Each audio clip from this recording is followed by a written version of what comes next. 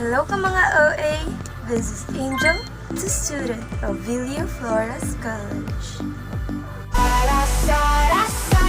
And now, we're going to discuss the delving deep into the Anglo-American frontier, the 13th module in 21st century. Do you know that Anglo-American frontier is also known as Old English literature, encompasses the body of written works produced in England from 5th to the 11th century. The perfect example of it is Beowulf.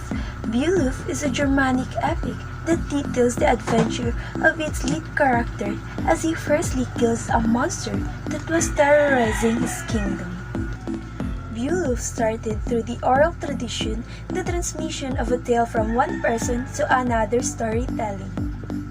The Epic of Beowulf is one type of the known kinds of Old English poetry. What do you mean by Old English poetry? Old English poetry is usually written with a line of 4 stressed syllables and no fixed numbers of unstressed syllables. It is broken by a caesura, or a break in the flow of sound, and is arranged in independent patterns. Old English poetry, by contrast, is simplistic but is marked by innocent Christian belief. There are 2 names that are prominent during this period. First is Cedmon. Cedmon is one of the earliest known English poets whose story was told by their venerable Bede, and whose is known to have rewritten biblical stories in poetic form. Next is Cynewulf. Cynewulf, it is a later poetry. The Dream of the Rood is the first known example because it has been suggested that it's been written by either Cedmon or Cynewulf. We walk hand in hand. And now, let's proceed to an introduction to New Criticism. New Criticism is a literary concept that places the emphasis on close reading of the work or text itself.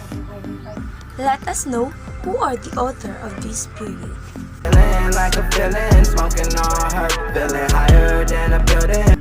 Cedmon is the earliest known English poet. He was an Anglo-Saxon who was tasked to take care of the animals of a monastery in Whitney Abbey. His most recognized poems is Cedmon's Hymn. It was composed after he had a dream. Later on, he became a monk and an inspirational poet. Ben Jonson, also known as Benjamin Jonson. He was an English playwright, poet, and literary critic of the 17th century. He is best known for his popularization of the comedy of humorous and his lyric poetry. Edgar Allan Poe was an American author, poet, editor, and literary critic who was best known for his tales of mystery and the macabre. He was one of the earliest short story writers in America and has also been credited as the inventor of the detective fiction genre. And now, I'm going to read you a story, The Summary of the Telltale Heart by Edgar Allan Poe. Story time! The character of this story, obsessed with the old man's vulture eye, decides to kill him. He meticulously plans to murder, visiting the old man's room every night for a week, growing increasingly agitated by the eye.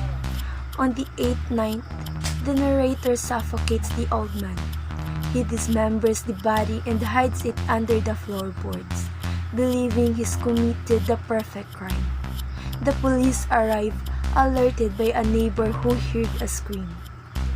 The narrator, convinced he's outsmarted them, invites them in and acts calm and collected.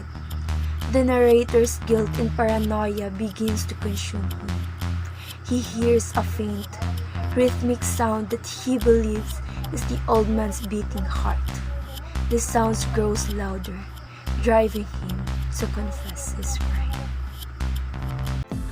That's the end of my story. Thank you for listening. Again, this is Angel, the student of Villa Flores College. Bye!